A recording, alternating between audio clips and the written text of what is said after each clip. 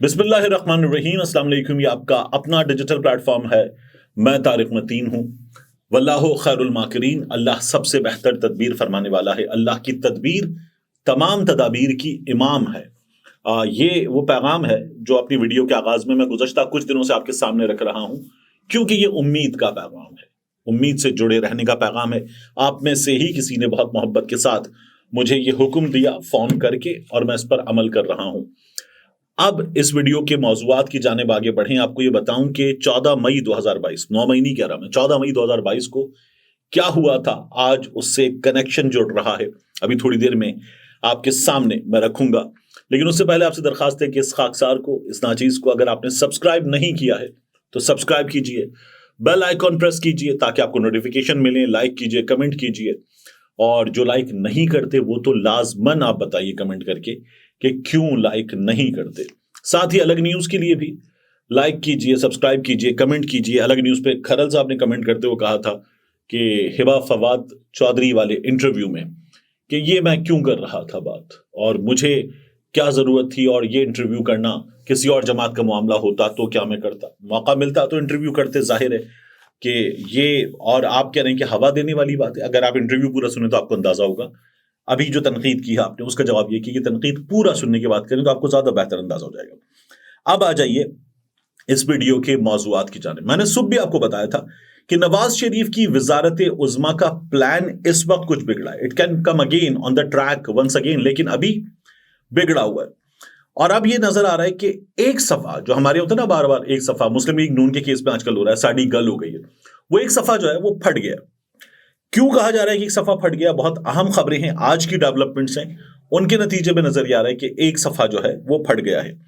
साथ ही एक चहीता खुल के सामने आ गया, पकड़ा गया, क्योंकि उस्मान डार साहब की वालदा ने जो किया, जो उनके साथ हुआ, उसके बाद जो उन्होंने किया, उसके उसके नतीजे में ये चीजें हुई हैं। सनम जावेद के वालिद से मेरी तफसीलत बात हुई, आखिर तक देखिएगा। मैं बहुत अहम चीजें आपके सामने इस वीडियो में रखने जा रहा हूं। सबसे पहले जान लीजिए कि पाकिस्तान में वुकला की दो सबसे बड़ी बॉडीज हैं, एक पाकिस्तान बार काउंसिल, एक supreme court bar association. Pakistan bar council तमाम वुकला बार्स की नुमाइंदा बार, बड़ी ऊपर, और सुप्रीम कोर्ट मुल्क की सबसे बड़ी कोर्ट, तो सुप्रीम कोर्ट बार एसोसिएशन भी अहम तरीन बार। इन दोनों की जानिब से आज ये कहा गया है कि सिकंदर सुल्तान राजा के होते हुए, मौजूदा चीफ इलेक्शन कमिश्नर के होते हुए, साफ शफाफ इलेक्शन नहीं हो सकते, इसको हटा दिया जाए, इसका ये लुबिलुबाब है।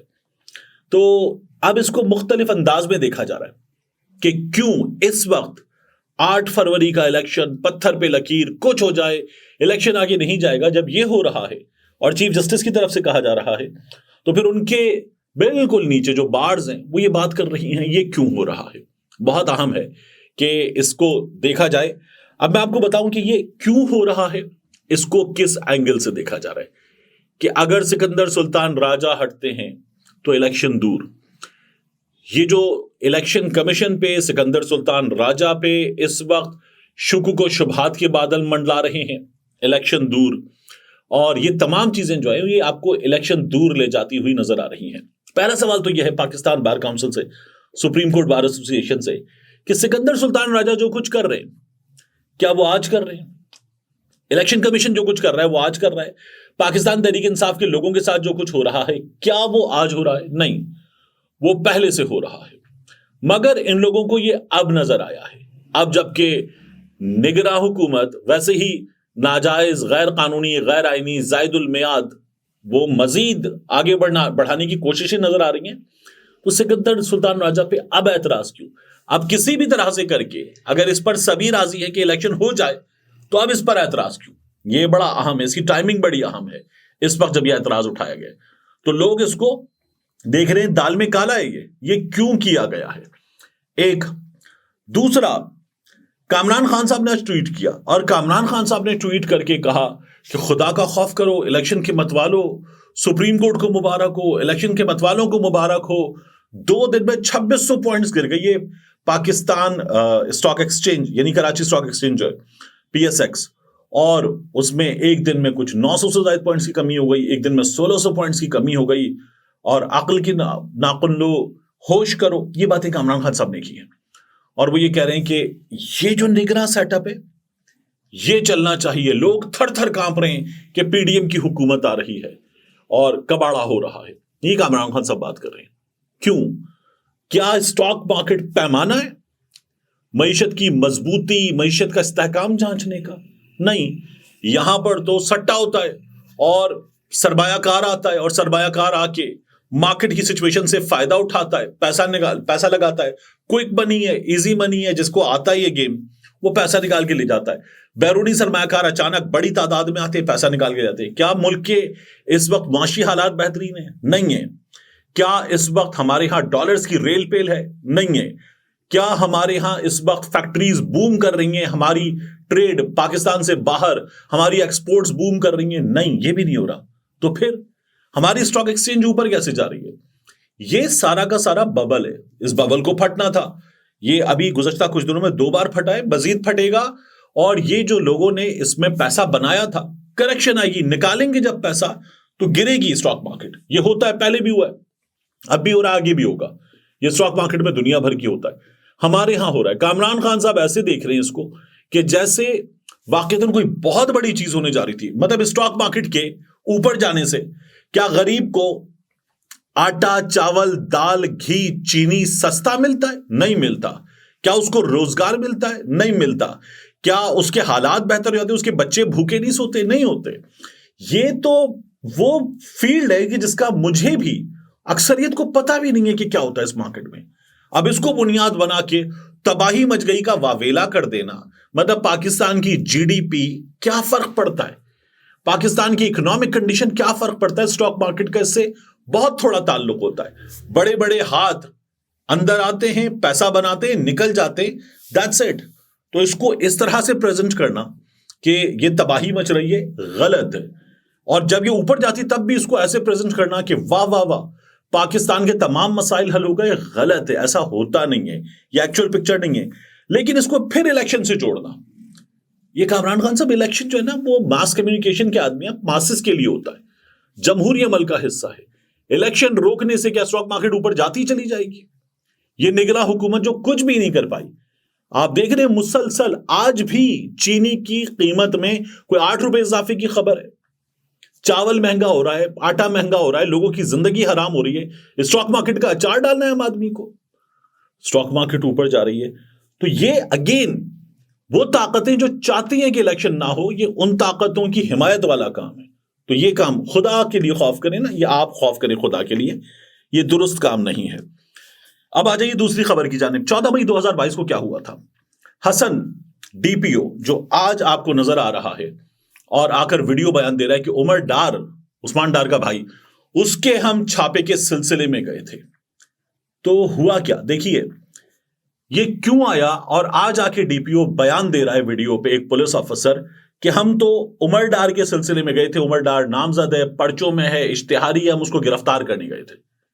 ये क्यों हुआ, इसको समझे तो आपको चीज समझ में आएगी। उस्मान डार के घर पे ये लोग गए, उस्मान डार की वालदा थी वहां पे, घर पे खवातीन थी, उनकी ऑडियो आ गई है। उस्मान डार की वालदा की वीडियो सुबह की वीडियो में हमने डिस्कस की थी, वीडियो आ गई। एक बुजुर्ग माँ जी, वो उनके गिरेबान पे हाथ डाला गया, वो शदीद गम गुस्से में, कोई भी देखे तो वो वाकई वो जो कामरान खान साहब ने कहा थर थर कांप उठे, वो उसको देख के थर थर कांप उठे कि एक माँ क्या बता रही है, चीफ जस्टिस को मुखातिब कर रही है। हमारे यहाँ ऐसी खवातीन डिस्कस हो रही हैं सोशल मीडिया पे, काबिल एहतराम है वो, कि उनको एयरपोर्ट पे भी हाथ नहीं लगाया जाएगा बॉडी सर्च के नाम पे। और ये लोग जो घरों में खवातीन है, वहां पुलिस दरवाजे तोड़ के दाखिल होगी और खवातीन के गिरेबान पे हाथ डालेगी। लोग पूछ रहे हैं काजी फाइज ईसा साहब से कि चीफ जस्टिस साहब इंसाफ दीजिए, ये कैसे हो सकता है? तो वो पुलिस वाले घर में दाखिल हुए, दरवाजा तोड़ा, वो कह रहे जी हमसे कोऑपरेट नहीं किया गया इसलिए हमने ये किया है। ये पुलिस वाले बता रहे।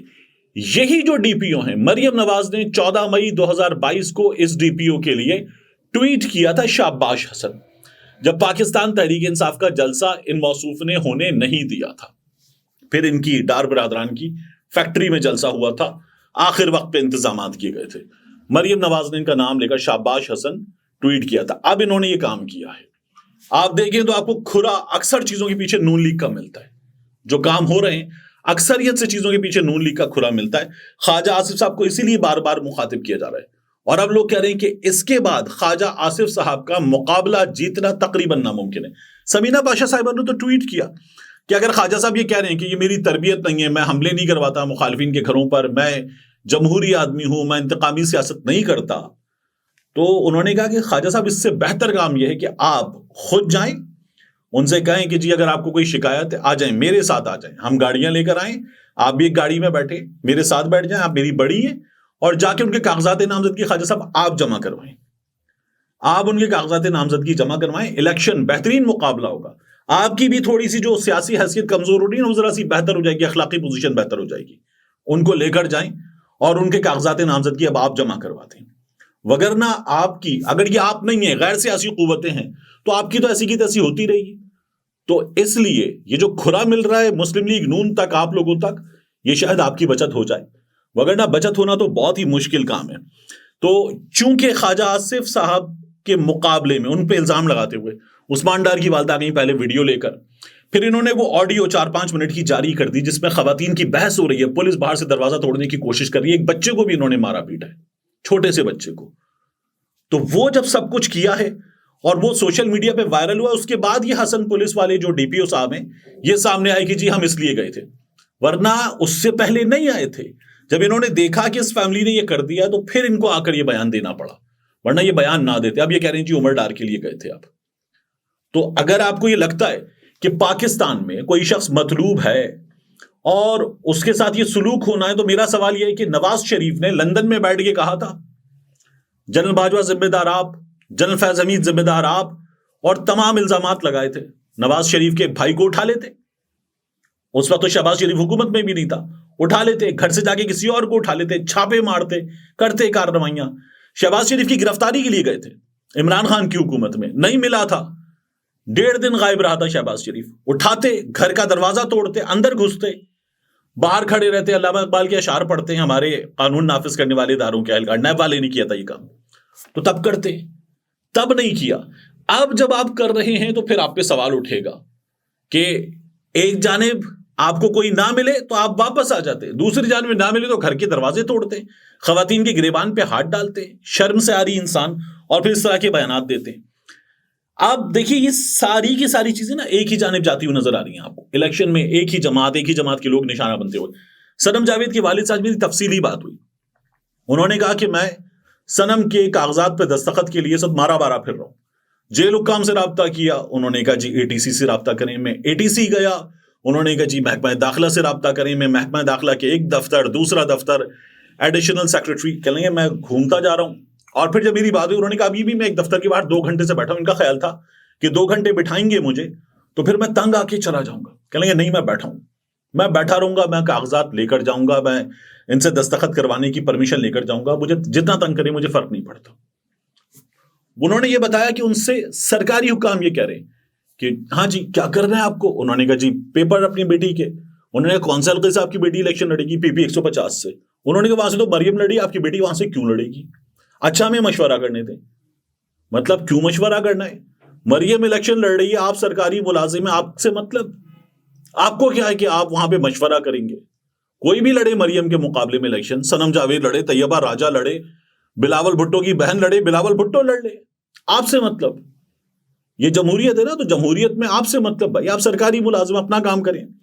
लेकिन नहीं, मरियम नवाज वहां से इलेक्शन लड़ी है, सरकारी मुलाजिम बकौल सनम जावेद के वालिद के ये सवालात कर रहे हैं।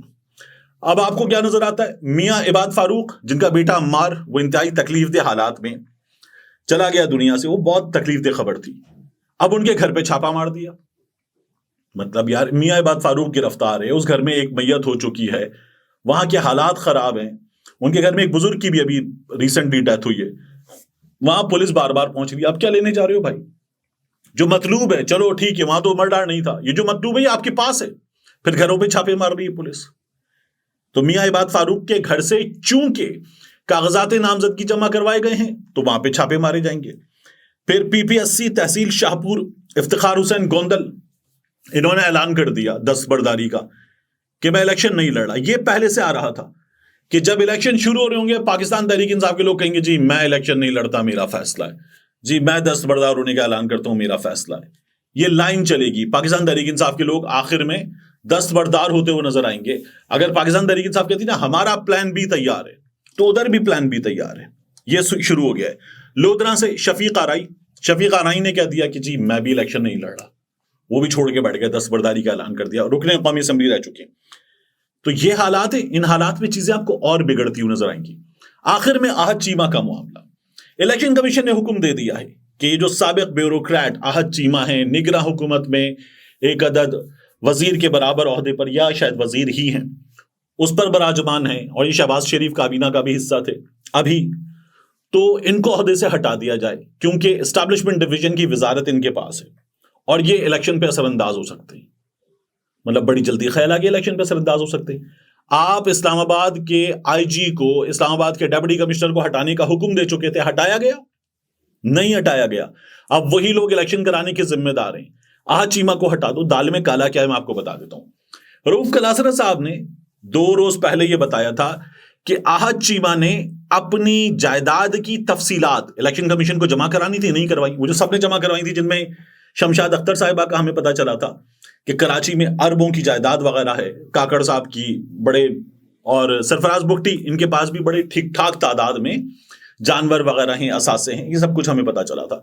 आहद चीमा ने अपने असासे जाहिर नहीं किए। रऊफ कलासरा साहब ने कहा कि अपनी जायदाद छुपा लेंगे, और अगर ये छुपा लेंगे तो इलेक्शन कमीशन इनको हटा देगा, अगर ये जाहिर कर देते हैं तो ये इस ओहदे पर रह सकते हैं। अब इलेक्शन कमीशन ने उनको सोर्सेस के मुताबिक बचाने का एहतमाम कर लिया। ना गोशवारे जमा करवाने पड़ेंगे, ना जायदाद की तफसीलात जाहिर करनी पड़ेंगी, ना ही इलेक्शन कमीशन हटा दे ऐसे कि तुमने जाहिर नहीं किए इसलिए हट जाओ। नया हुक्म आ गया है एक चहीते के लिए कि आप इंतखाबात पे असरअंदाज हो सकते हैं, आपकी वजह से इंतखाबात खराब हो सकते हैं, इसलिए जरा आप साइड पे हो जाएं। तो ये आहद चीमा के मामले में काली दाल है। मिलते हैं इंशाल्लाह आपसे अगली वीडियो में।